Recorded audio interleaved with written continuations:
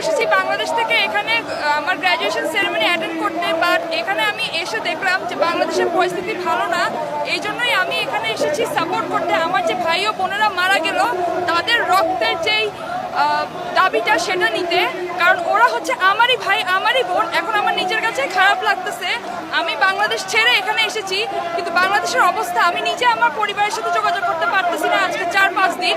আমি একটা সেকেন্ড নিজেই মানে কি বলবো টেনশনের মধ্যে কাটাচ্ছি। সো আমি এখানে এসেছি তাদেরকে সাপোর্ট করতে, এবং এটা এখন আর জাস্ট কোটার মধ্যে লিমিটেড না। We want justice for the blood, for the death that happened in my country, and I want justice.